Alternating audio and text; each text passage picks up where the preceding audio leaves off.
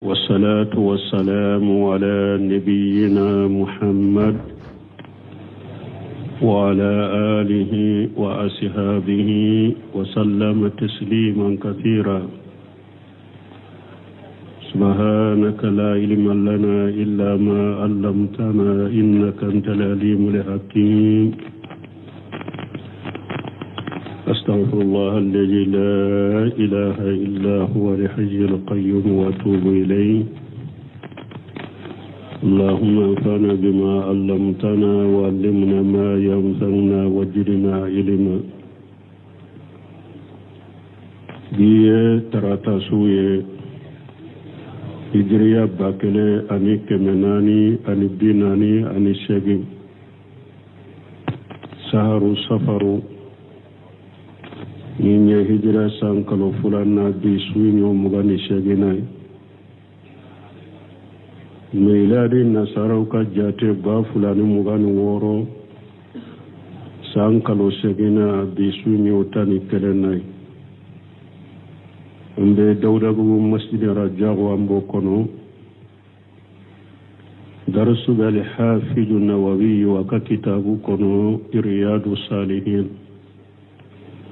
bonda minna ko waliju ka bonya anu ka fasamantiya. Abdurrahman ibn Abi Bakr Siddiq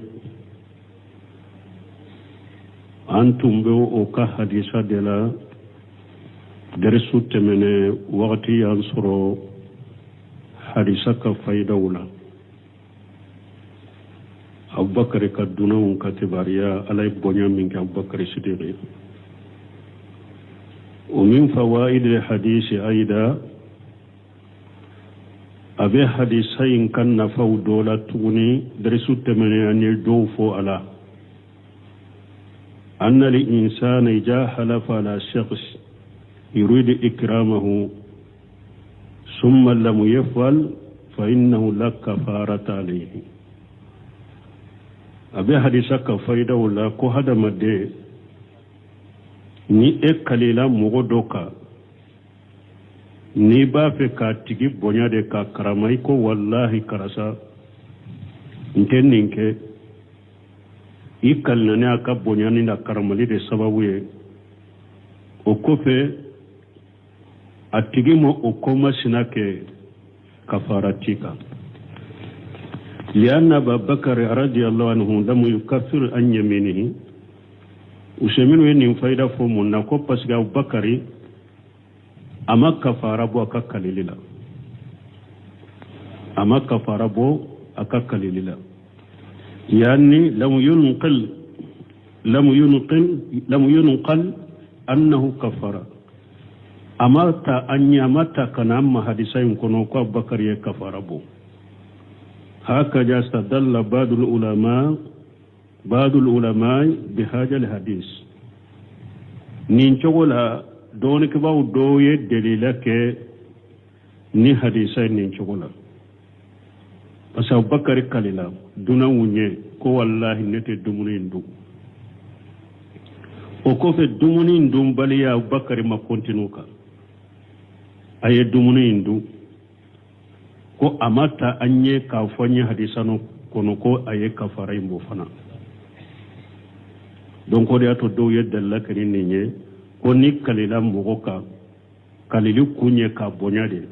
ikal na ni minye imo ke tuguni ko kafara tika ngu ka della ke Abubakar ni ka hadisa ni chogola lakinnahu istidlalun daif ne bunu seminu ko dalila kidmindo dalila la fulende do maana ni mogo menye dalila keni Abubakar ka komi fulende nye ko ni kalina mogo ka bonyale ka ima kalili inte kafara tika ka della keni ni hadisa nye akoye dalila Allah fulay. لأن حديث أبي بكر هذا ليس فيه أنه كفر ولا أنه لم يكفر. فس بكر كحديث من فلان أتى حديثا يكون كو بكر يكفر أبو أتى حديثا يكون فنكو ما كفر أبو. فهو إجا ووقتي محتمل أن يكون كفر ولم يذكر abesika ke Abubakar ye kafara bo na mafu hadisa inkono obesika ke ومهتمل أن يكون لم يكفر أبسك كيف حديثين كون أبو بكر ما كفر أبو لكن عندنا نصوص بينة واضحة ما دليل جهل ومبامبولو على أن من حنس في يمينه فعليه الكفارة دليل جهل ومبامبولو حديث ورولا كون مؤمن كلني فندوي إماك كفارة بك سواء كان الهنس من فيله أو من فيل غيره أكيرا سيكا كاليلي دافا بليا أكيرا ني يريد كاكي وليسا ومي أكيرا ني مغوري كاكي وليسا إكا كاليلي دافا بليا أكيرا سا أكوني يريد ومي مغوري دو دونك وادي سا جيلين نانا كوني كوني كالنفين كنيما كي كفارا بيكا وعلى حاجة بنو سمين كونينكا فنقول أنبافو إذا حلفت على شخص إكرام له ni ekal na mogoka puru ka bonya wala mu yafal imoke falikal kafaratu kafara bika ni kal na mogoka koy ba bonya de ekal na min kay moke fana kafara bika donc nous sommes fait kan ni min fo nin ka famu parce que anya la desisa mo chama nu ye kodo ta ko be derilake ulu be ta delle kan qaida ni fewndo ye kasro nasu dobe ube delaw dobe gu yere nyino ko ni hadisa min fulen ni hadisa delila della ni muhtamalu bala besika ken ni ni delila jele wore ube della te sekani o ko sugu ye ka della jele untoy useminu fule ko yira Abubakar ka hadisa min fulen ni abesika ka ye kafara bo hadisa mafu abesika ka makafara bo yere hadisa mafu mo mo kanu ke delila ka funi mo min kalna ko be mo bonya ka karamade ni mi ka kalili inke kafarati ka ikana delle kani hadisa ka suru hadisa jele umbambolo nasu serihu bambolo ka funi mo min kalila fendo ka imake ika kafarabo misalu zalika misala jumay وقفت أنت وشخص عند الباب في دعوتي دعاكما إليها صاحب البيت ففتح الباب أكون مثالي لا أني مغدو نانا جو مغدو كدو دالا أنا نجو أو فلان أنا جو من كدو دالا أياو فلا بولده كو أكنافي أيداي لفنا فقال لك أدخل أيداي أكو إما إدو قلت يكو والله ما أدخل يكو والله نتدو والله تدخل أنت ألف نكلنا كو والله إبي دودي قال لا أدخل إكو نتدو فهنا نقول نيرو لأنبافو إذا دغلت فإنك تكفر عن يمينك إمنك لا كويتدو ni donna ibe kafara bo ikakkalila wa in kana halfuka min ajal al-ikram lakinnaka hanashita harina yasru ikkalila yawa nim bonyalide kama ikkalna kallin kunye puruka bonyade me ikakkalin kuni make kafara bika fa idha hanashita في يمينك فالك كفارة نيكوني كالنفندو كاللكم مكه كفارة بك سواء كان إكراما أو هنسا أو هنسا أو خير ذلك أكرسا يكا كاللك رب بنيادك ويكا كاللك رما كاللك وغنا نغنو كاللكم مكه وغنا نغنو كفارة كوني بك نيكال نفنك كوني ماكه فإذا قال قائل نفو بغدو كما أبو بكر رضي الله عنه هو الذي حلف أولا نمغدو كما أبو بكر فلو دي كاللا وكان على ضيوف أن يبروا بيمينه أتنبت دونك ulu kana abubakar ka kalili to adala ulu tumbe dunan abube dunan ko ulu tunka abubakar bari la bariya aka kalili lade walakinnahum halafu ne ulu fana kalila فإذا تهالف اثنين نمغو فلا كليلا أحدهما يقول كذا ودولا كلا ينفو والثاني يقول كذا فلان فنا ينفو فأيهما أولى جونكا كليل باريا شيسا قلنا الأول أمبا فولو على دي كانكا فلو دي كانكا كليليكا باريا أن يكون الذي حلف الأول هو الذي تبرو يمينه أمبا فني مغفل كليلا مغفل كلاكو كجا مغفلنا كلاكو ni akalla kodoka nonu fulala donka kalli kanka bariya an kanka jon bariya aka kalili aka kalli kana to adala folo min kalila misali abubakar folo de kalila ko wallahi alete dumuni indu dunaw nonun tum fana manka kalikulu tadu ulu tumbe dumuni indu har abubakar kato dumbaliya aka bariya aka kalilina ako folo ode kalli kanka bariya li'annahu asbagu kasika le folo de kalila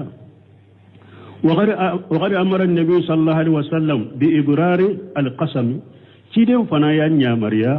كو أنكا كالبغا أنكا باريا كاليلا دونك مين فلو كاليلا ودي كالبغاي ودي كانكا أنكا كاليلي أنكا باريا لا فعلى هذا منك فيكون الثاني هو الذي حصل منه نول قطعي منك فلنا قطعو كيرا ودي فانفلالا على دي منك فلان دي منك كلي فإذا قال والله لا تفعلن كذا فقلت أنت والله لا أفعله نمغدو كيما كرسا والله بن كده اكو والله نتاكي فأيهما الذي تسري يمينه الأول ومساني jonka kalili be boli nin folo la jonka kalili folo ye jonka kalili be boli nin folo la folo ube fulanna al awwalu folo ale folo de kalili boli la alladhi halafa awwala huwa alladhi halafa awwala folo ale de kalila folo la lakin Abu Bakr radiyallahu anhu min tawadduhi akala min ajli kirami duyuf ni Abu Bakr sidiri ale folo de kalila dunawuntu manka kali itun kaka ka Abubakar ka kalili bariya de ulu ka dumune ke me ulu kalila me Abubakar ka yire majigi koso ale ye dumuni indu aka yire majigi koso ana ka dunan bunyali koso Abubakar ale manunun ka kali fulana laje Abubakar ye dumuni indu وفي حديث أبي بكر رضي الله عنه من الفوائد أبي بكر كحديثنا فايدة دمرو أن الإنسان أفايدة دو يمون يكو هذا مدى ينبغي له أن يكرم ضيفا أكاك هذا مدى كدونام بنا بل إن إكرام ضيف من تمام الإيمان بل دونام بنا لإيمانيات دافع دو limaniyat timmededo li qawli nabi sallallahu alaihi wasallam nawima ka kuma ko salaka tanuna kisibaka man kana yu'minu billahi wal yawmil akhir falyakrim dayfahu cidan ko mo ni limanani alay ani dollaba ki kaduna bonya wa haqqu diyafati alwajib yawmun wa laylatu bo dunam bonyali duna hakke min wajibira jatigika sile kele anasu donkele tile kele nasu duna bonyali ana karamali ana hakke wajibile min be jatigika tile kele nasu ore wajibiye wasalasatu ayami sunnatu med tile saba idunan ka tile saba ke bolo iba bonye iba karama woye sunna de aka hakke wajibilen koni ka woye donkele ani sude tile ni su metile sama woye sunna ye وما جاد على ذلك فأمر مباح من نمين فرلت لسبك ويقود دغالين دي وتواجبك وتسنك ويقود دغالين دي لكن الواجبا يوم وليلة من واجب كوني من يئك ويتل كلا ناسو دون ناسو وقد قيد بعض العلماء هذا فيما إذا كان البلد ليس فيها متاعم دونك ما دو uyen siri ka fo duna nyere aka hakke min be ka hari donkele na su yere bo ya siri munna na ya soro abe dugu kono dumuni yoro wote dugu ko rasuwarate dugu nunun kono dugu min kono wole la duna ika bismillah sunu tile ka bonya ka karama aka hakke be ka wala na be dugu la dugu min ni dumuni yoro ta kono أما إن كان فيه متاعم فلا يجب عليك ومن نا ياسرو أو بدو من كنو رسوارو بي دمنيرو بي حرك تلي كلن نسوي ما واجبك دون كباو دوين نفو حرك تلي كلن نسوي ويري ما واجبك نا ياسرو بدو كنو دمنيرو بي رسوارو بي ولكن نكم منو ما واجبك نسوغلا نكو تؤينه بما تيسر من النقود من نقود كم يباد دمه كو وري من كان نغيما وري حكم من كان نغيما يباد دمه نويه كو داما كافو كرسا دمني يرو فلي يام فتا دمني كي وري فلي وري حكم من كان نغيما يباد دمه ناي مبولو سمي تما ما يني فو كو دوني كباو دو يني فو اكو وصحيح في هذه المسائل في هذه المسائلات أكون منك كنه نمسائل منك كنه أن الناس يختلفون من الناس أي من الضيوف كو هذا ما دون تكلني دونهم فنا تكلني من يرى أن جهابه للمتأم فيه إهانة دونهم دوبه نقولون أنا إما رسوارو بدو كنو دمني رو به نيكو كرسها وري فله رسوارو فله تا دمني كه دونهم دوبه hada madon do be ale kata dumuni yoro la kata resora la kata dumuni ke ale bolo ye doya made ale bolo kika ale bila kata dumuni ke dumuni yoro la mogo do bolo ale bolo iya doya de ni o kala fa haja la budda an tudayifa fi baitika ni mogo min kala halakera ni togora la budda nim bismillah ka du kono de ni yere ya do mogo minna nin ko be wori din ni makata dumul ke resora la ale jate la nya to yade nu ye mo min o jate be mo min bolo kanan nim bila ko kata dumul ke rola nim bismillah ka sokono wa min man yakunu al amru indahu sawa mo do fana be ko be kaka le bolo aka dumul ke ka sokono ye wori da mata dumul ke resora ni dumul rola abede kaka bolo fa huna o yorola لا حرج عليك أن تقول يا أخي هذه دراهم اذهب إلى المطعم الفلاني كذا إلى مطعم الفلاني ولا نمو من بين الله حلالا أبدا كاكابلو أكادومني كيكاسو وري ديرا مكتاس دومني كرسور دومني رولا أبدا كاكالبولو دونك باسيتيكا نسوغو باسيتيكا يبسي كافوي مبالما كي ورو فلي tani dumune yoro fulani na tani resora fulani na ikata dumune te basi tikanina na ya sura beka kamimbulu kadhalika kwa abo choko kelela aida ija kanat al baladu fiha fanadiu na ya sura ube dugumununa otolu ba kono fa innahu fi haja li hali wa nilla halafana law khila bi annahu la yaziu min mogo min ko ka dunan bisimila ka wotelu to dugu kono wajibi tika kama qala ba'du ahli al-ilm komi doni ke baw do ya fo chogomi la kana lahu wajhu nyasi yoro beseka te kumaina nye beseka ni nyasi yoro beseka to kuma fanala ni mogo min ko nabe dugu min kono wotelu be ni mogo min ko komi doni ke baw do ya fo chogomi ka fo wotolu be dugumin kono dunan jatigiya dunan bismillate wajibi ka wotolu to dugu kono ni mogo dum ye nin fo komi doni kama do ya fo cogomi ako nyesi yorobe kuma infanala ya anna al-funduqa yati ilayhi sarif wal wadin wa kullu ahad parce que wotali mo sugu be beta mo wotolila mo baw beta wotolila mo korota do beta mo wotolila mo majigile beta mo wotolila mo sugu be beta mo wotolila lakin ibn muslim ko me la saka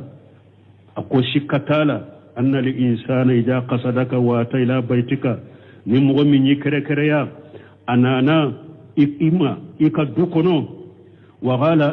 ana dayfuka ako karsanne ikadunande nana jigika anna li awla an tudayifahu min kaka bismillah hari na yasuru dorke baw do yen nunu fode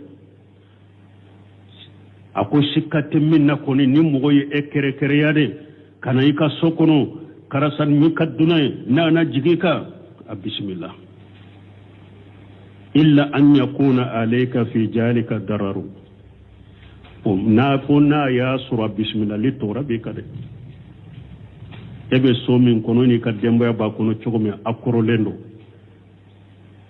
duna wore che wore na ya do wucela e kafari yere kay ka dukono atora be ka aw tefuyitu masaliha ahamma ube ko do bi bolo e ka dukono e ka masalha do be mi hamilendo kosobe duna bismillah ibo o tinyay bolo abo tinyay bolo ala wala ma wajibi kay ka bismillah wala abe ko be ke chogodi sisa fali kulli maqami maqalu joyoro bena kuma na ya sura bismillah li to rabbi kay ka sokono ube na ya suru ni ya bismillah ko do be ka sokono masalaha do be donc na le bismillah ra o masalaha mbecinya o masalaha fana hamilendo katema le bismillah ka ninni ko kera nin chogola ninni ko sugu yera la sa bismillah lila fali kulli maqami maqalu joyoro bena ka kuma wala wallahu al-muwaffiq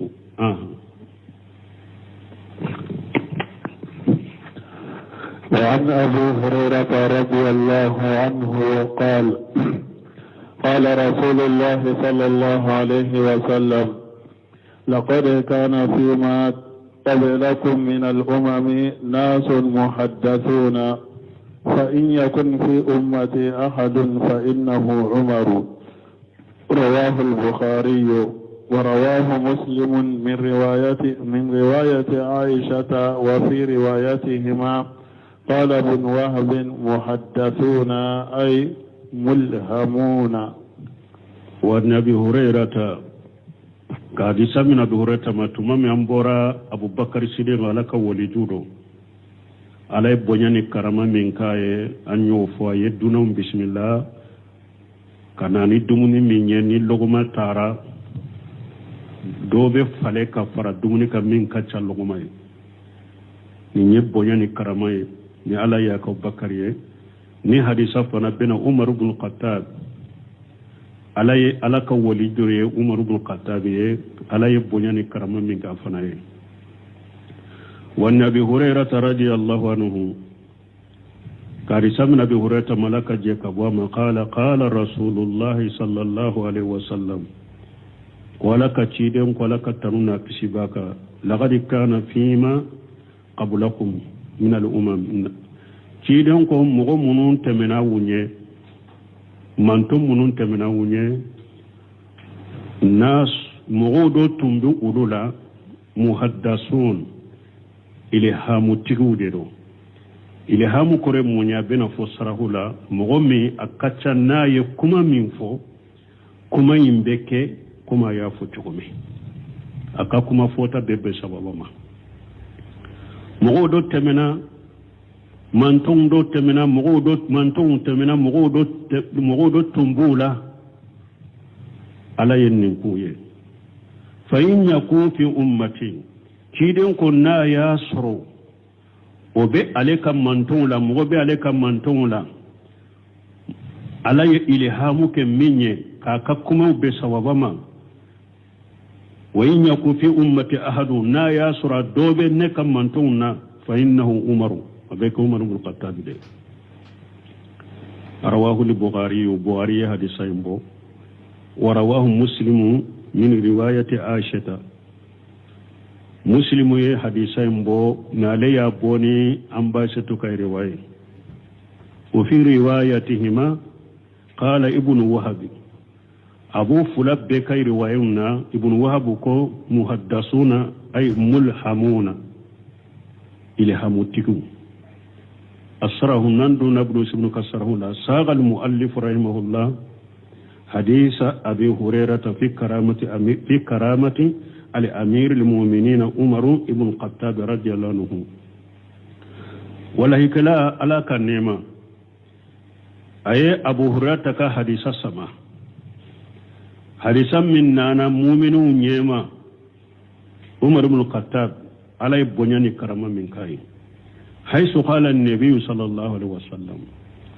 ثم من نتيجهم قال كترون كشباك كان فيما كان قبلكم محدثون تيدونكم مغمون تمناوني إلي حموتكم تنبولا يعني ملحمون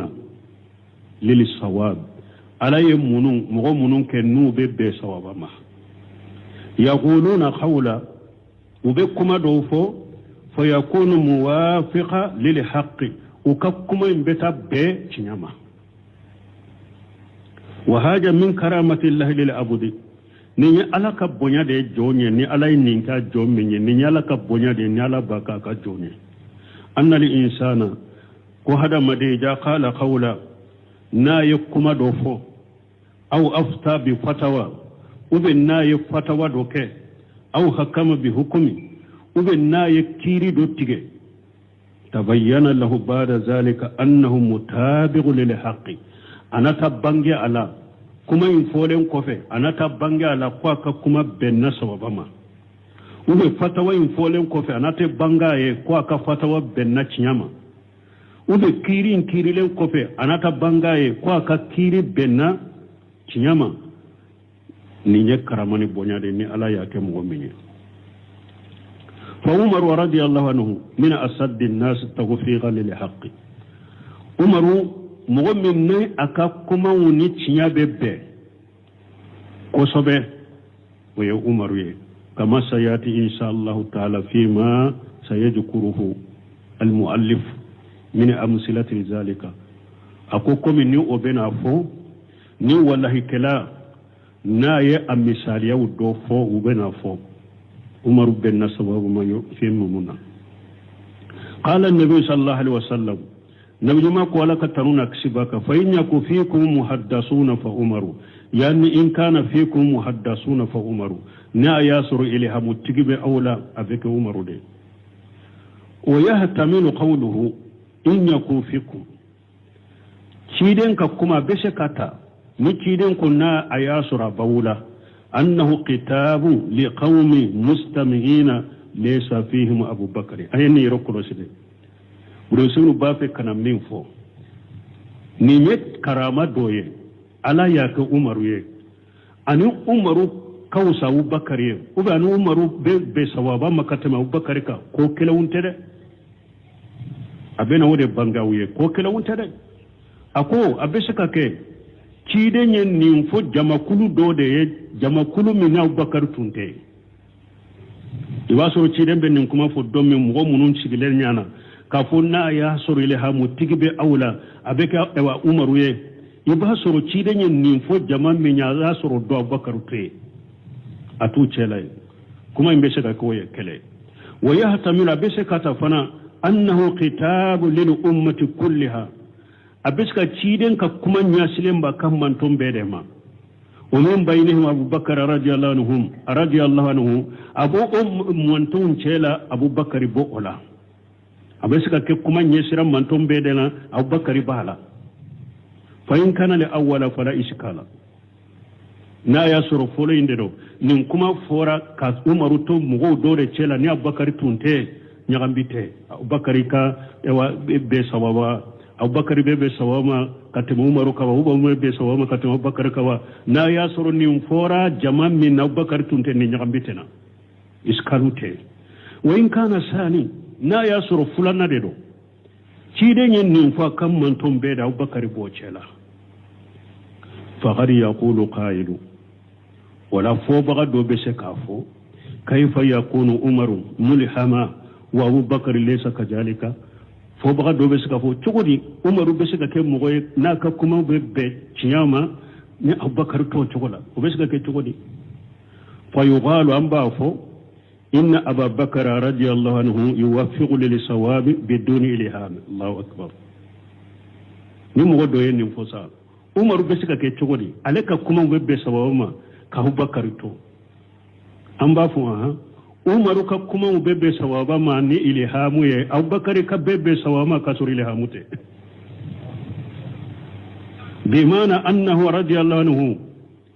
معنى عليك جاء أبو بكر ما من جهة نفسه بتوفيق الله عز وجل يوافق للصواب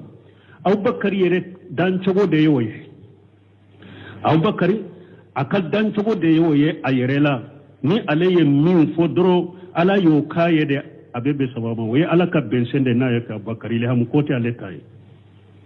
ale yere dan chogo yere jati chogo de do ni ala ya be sababa ma na ya kuma min fodro kuma imbebe sababa ma kasuri ile ham kote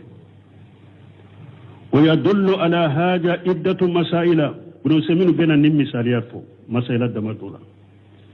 أكو دليل بمسائل دمدو بي وبين أو دليل يرانا كو على يوكا بكر قال بنسن دي على ما يرد جاتي لدرنا يمين فبيبي سوابا كسور إلهم كوتي كو دوبو تيا ترياني كو يرانا يعني يدل على أن أبا بكر سد توفيق لصواب من أمرا iddatu masaila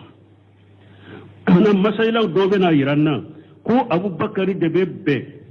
sawabama aka fotala kateme umaruka masaila dama do bo iranna awala folo fi sulhi hudaybiyah ka sulhu hijira sangoro na ube sangoro fulana sangorona hudibiya kera odela mana masalahan min temina ciden ni makka kafiru ce asa kele kana ke ciden kasani lamma astaratati quraish ala nabi sallallahu alaihi wasallam suruta yabudu annaha shaqilatu azimatu tumami quraish kafiru uye saratu do sarati ciden ka saratu nunu nuyu ye uye togola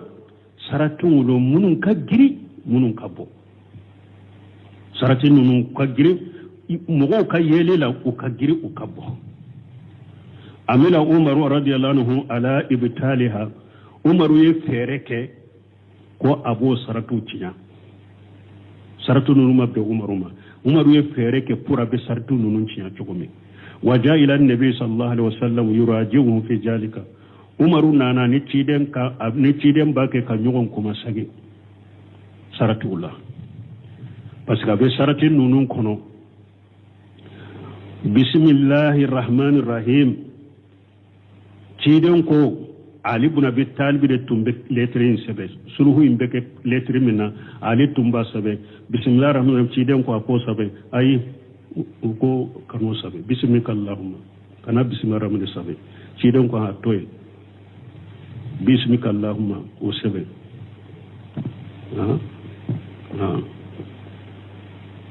to abo kono haja ma khada alayhi muhammadu rasulullah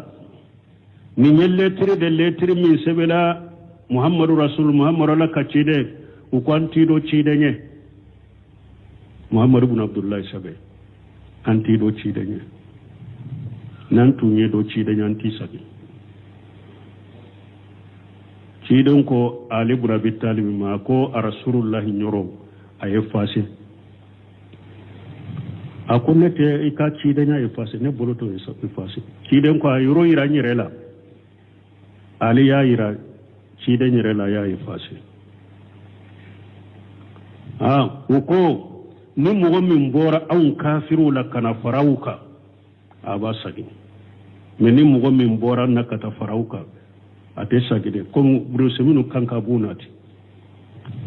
sulul hudabiya uye saratu do saratu umaru ya nyine ka saratin nunu mkiya anana ciden kuma nyugonya ka kuma sagi kaifa nuti daniyata fi dinina ako cide an be majigi diyanka dina macugudi kaifa nastaritu ala anfusina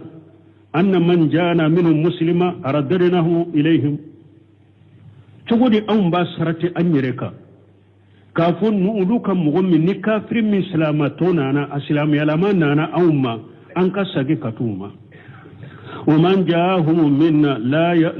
yaruddunahu haja shabilu minna an kan mu'min tara wulu ta sagi min ka giri walakin an-nabiy sallallahu alaihi wasallam qala lahu min nabiyyu malaka taruna tribaka akumaruma inni rasulullah wa lastu ashiyatu wa huwa an-nasiri awa kunne ala ka cidende ne ta soso ka suraba ke kindeme ne ala ka cidende ne ta soso ka suraba ke kindeme wa jahaba umar radiyallahu anhu ila abi bakr radiyallahu anhu tuma umar yere yado ale yere mashe cidemma wa abado ko chamambe ni abubakar kuma na la tusuru cidembe bonne saratula a tara abubakar fe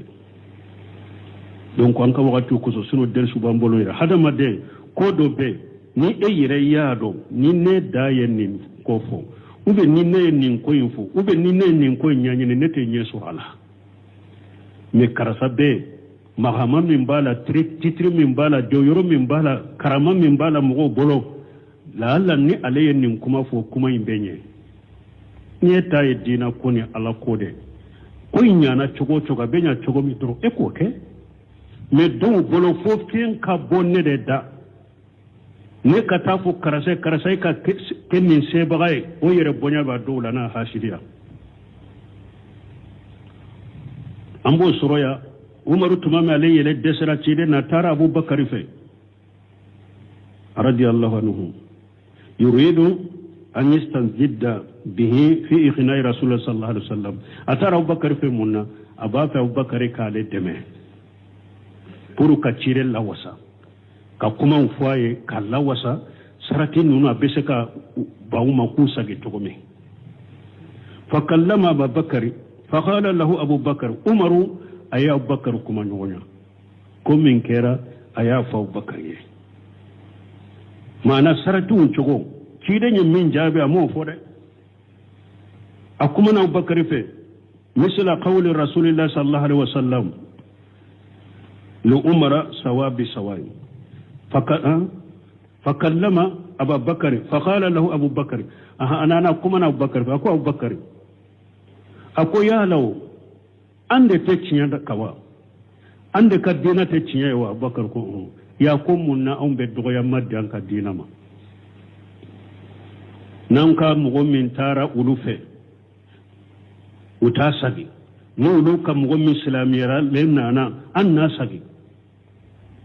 an be doya madan ka dina ma cugudi abubakar cidenye umaru jabi munna de utenyo gon kalama de abubakar ya jabu no jabu kelende harfu kelema bilaw ni nyokonci abubakar aye umaru jabi misla qawli rasul sallallahu alaihi wasallam li umara cidenye kuma min fo umaru yede abubakar yau da jabu umaru la sawa bi sawai ube da kele foi tunu nyonje abubakar fana ko qala innahu rasulullah wa laysa bi ashihi wa huwa nashiruhu ako cide alaka cide ne ati ala susu kui kala toba kadame ati ala susu fastamsik bi qarjihi awa tuga kode nin no minade tugu cide kode to kode alaka ciden de do ata tigi ala soso atigi ala baki kademe fana tuga kore ka to kore yani la yakunu indaka sakku fi amrihi aka ko shikka kana to disukun kono de to kore aka ko shikka kana to disukun kono fa haja wahidatu ninde kelenyewa jon sabatira ka tebe jon benna sababa ka to me jon kaya abubakar siddiq ijan من الموافق للصواب في حاجة أبو بكر لا شك جم بالناس وما يا أبو بكر شكتالا أبو بكر بالناس وما يا نيني فلوي ثاني فلنا في موت رسول الله صلى الله عليه وسلم كافو أبو بكر بالناس وما كتمه أبي بسواب ما كتمه عمرك مثال يا فلنا تيدن كفاتولي لما سال خبر في المدينة تمام كباريات شريلا مدينة أن النبي صلى الله عليه وسلم مات كو ألاك النبي ملك تيدا لك تمنك سبك كوا فاتورا استمع الناس في المسجد وخام عمر فيهم مغفر لن يونغون كتيدن كمسيرلا عمر وللا كجو مغوشلا وقال عمر كو إنه لم يموت وإنما سئق ولا يبواسنه الله ako ciden masa de ciden tirina de ala be ciden kunu koy fala yuqti anna ayday aqwam warzalhum wa arjulahum min khilaf ciden tirina de ciden be wuli ka kiru tigeya kam mo do seun tige ku bolo tige ku fonko nyonya mana abe kunu ka haddu bo mo la ya amasa de wa ankara an yakuna khadimata umaru ya nankariya kafo ciden fatura umaru ya nankariya masoma wa kana abu bakar qad kharaja jalika al-yawm ila bustan lahu kharij al-madinati ne ciden be fatu domi ayasura abu bakar ka wa nagu foro dobe madina kene mun ba fo sunu abu bakar tun taraw yoro de la ciden fatura ka abu bakar to aka foro de la madina kene manala ci tara foye de ko ciden fatura فلما أرجع وجد النبي صلى الله عليه وسلم قد مات حقا تو أبو بكر ساغرا كنا أياسرو تشيدن فاتورة تشنالا تشيدن فاتورة دي فخرج إلى المسجد وسيد المنبر أبو بكر تمامي أننا تارا ياسرو يفيني دو بري تشيدن أيفيني مبو تشيدن كتشيدن أمبرسي أكوي سنة يالين دو إنيانا ما يعني فاتو لمبه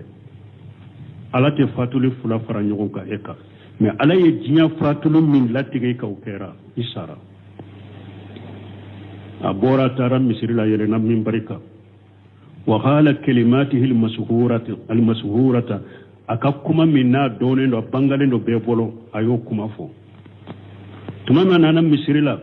umaru bɛ kuma la ciden ma fatu ni mɔgɔ o mɔgɔ ko ciden sara ni n ba muru filɛ n bi kan tigɛ n'a ye a kirina de a bɛ wuli ka kiiriw tigɛ yan abubakari ko i da dɛ a ko umaru k'a maku umaru ma maku abubakari ye kuma ta a ka kuma bangalen allati tuktabu bi akhila min ma'i jahabi kuma min ni an bɛ a sɛbɛn ni fɛn ye ni ji ye ji min balere ka bon sanu ji ye qala amma ba'du ayyuha an-nas tumanu umaru ma so ka da dɛ umaru jɔlen a b'a ka kuma la abubakari a ye kutuba kala ka ala tanu ka tanu sagi ka taa ala ma a ko amma ba'du ayyuha an-nas ka ko nin tɛmɛna ka bɔ yen mɔgɔw man kana ya'budu muhammada fa inna muhammada qad mata awa min tumbe muhammadu de bato muhammadu sara de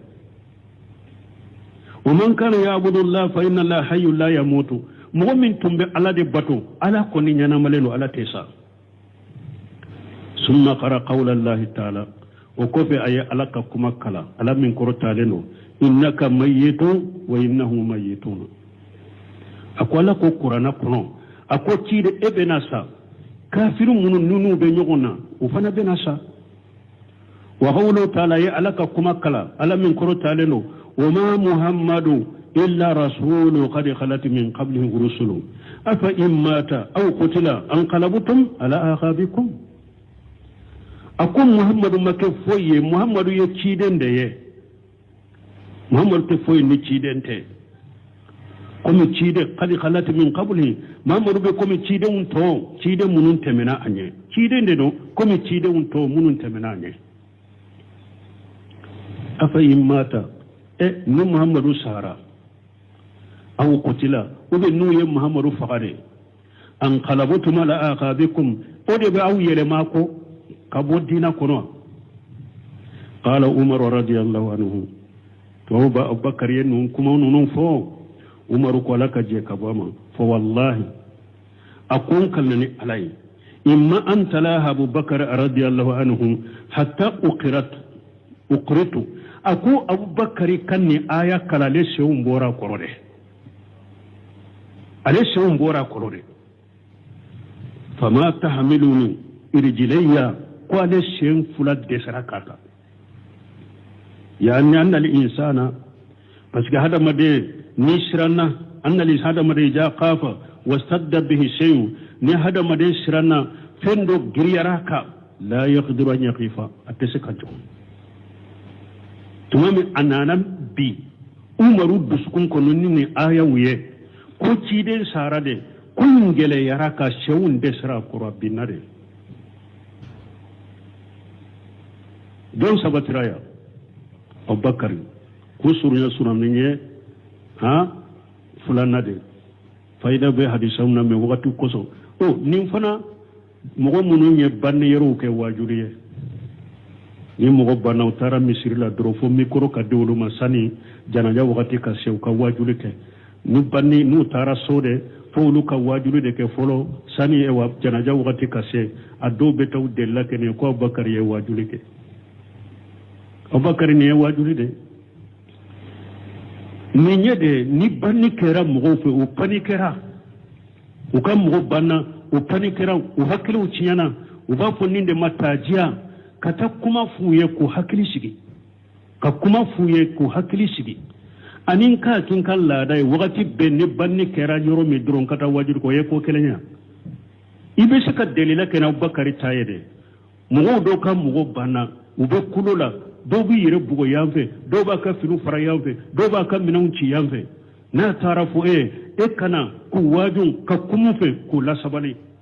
ibe della kana Abubakar tayni yorona Abubakar tayni nde me don de la jiden ka fatulu min fulen nye nin nin kofe don de la ka me ko banni wore kera banni kera china yoro wore ko Abubakar tara nyuguna te iya me yoro juma iya me yoro juma ko Umaru de la kata nyuguna la sebo wuju to iya yoro juma ko karasa kala da tundo ko ni banni kera karasa banni ka banni karasa de kuma ke karasa de wajiri ke ni sebo masina de wajiri ke karasa fana ka banni ni sebo masina de wajiri aya me mi fa hada madun ka de lauta jogodo mugo banni kera mugo fe banni kera ukono na filila u yekko do ke minte sariya kono e kata ku wajo ku hakili sigi e anika ke kala da e tara yoro na mikro to ko be wajo u yekko kelenya ko kele unte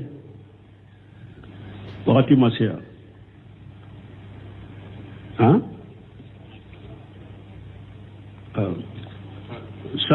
ثالثا سبنا أنه لما توفي رسول الله صلى الله عليه وسلم تمام تشيرن فتوى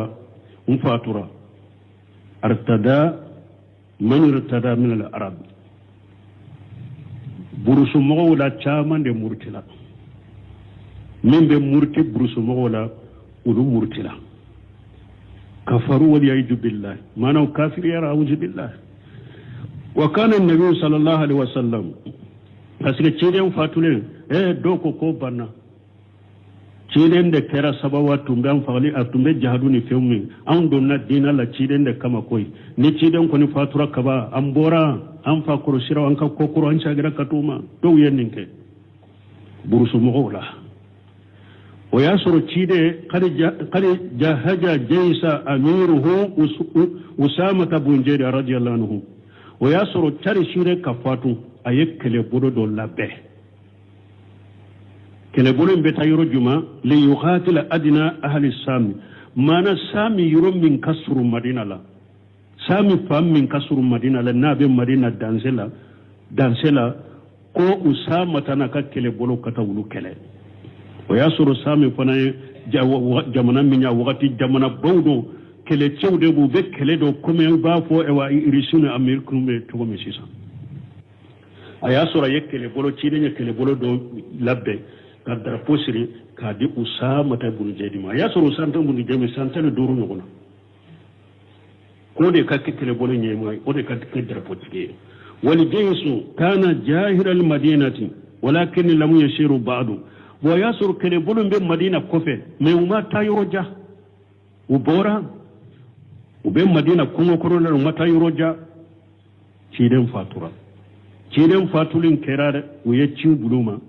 وساقرا كنا ولما أرتد العرب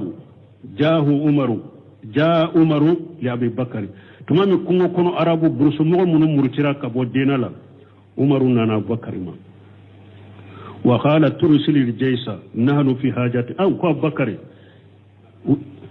ها قومي وقتي تلياري أبندك كسبي وقال لا ترسل الجيش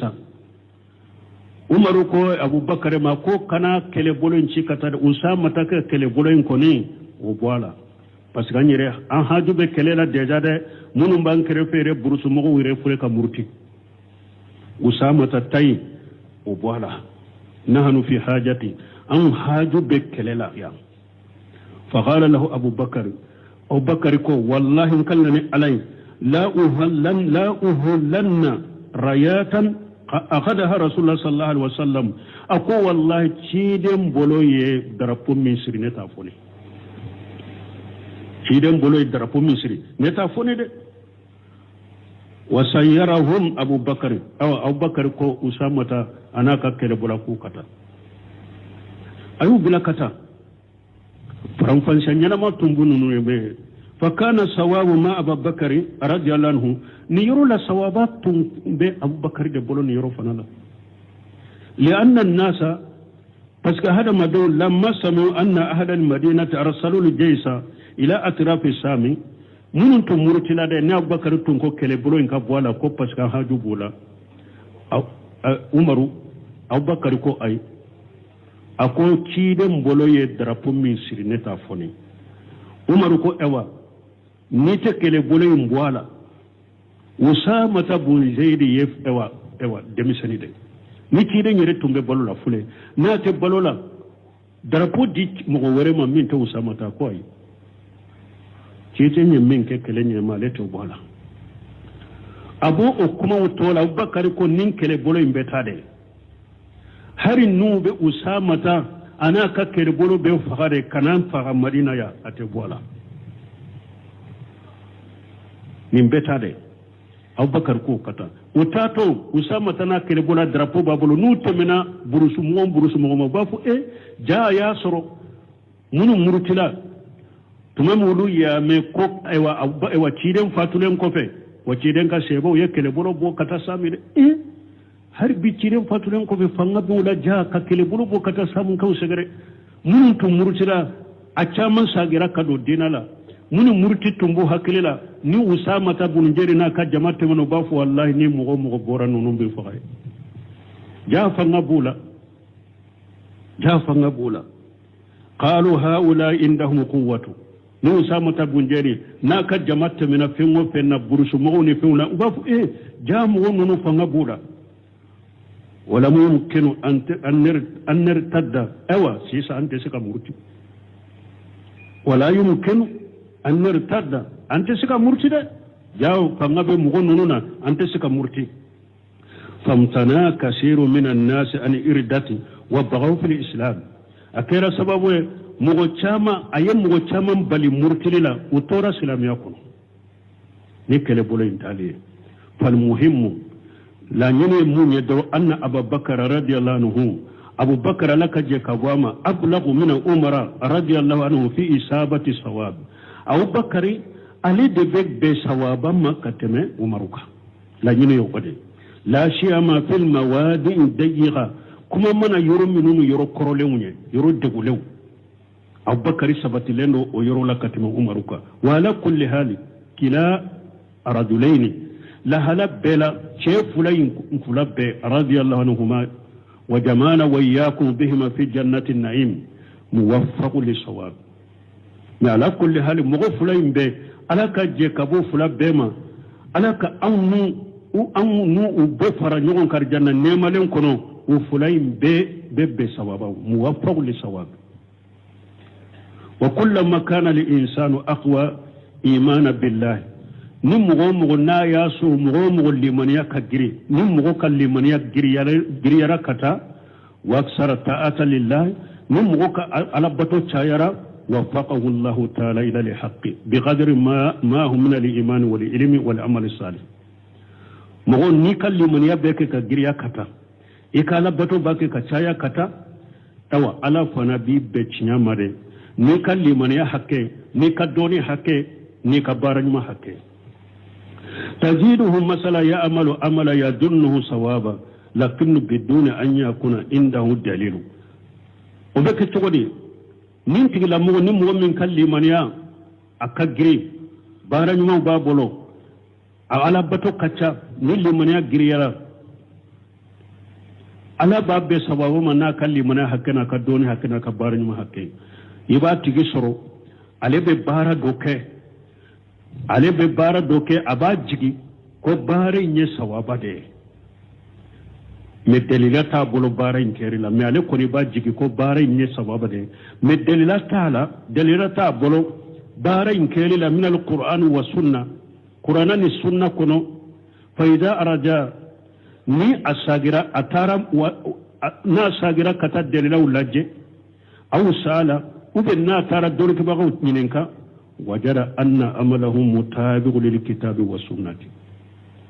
abeta soro akabba are ale ewa baran minke baran ni qur'ana benna nyogona baran ni hadisa salum benna nyogona wa hajihi min al karamat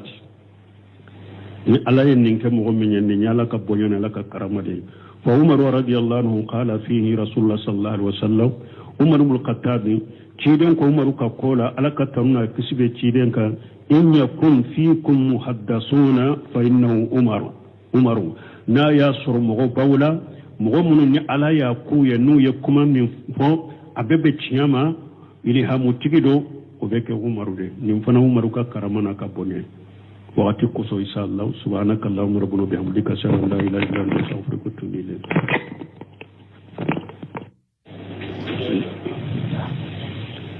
bismillahir rahmanir rahim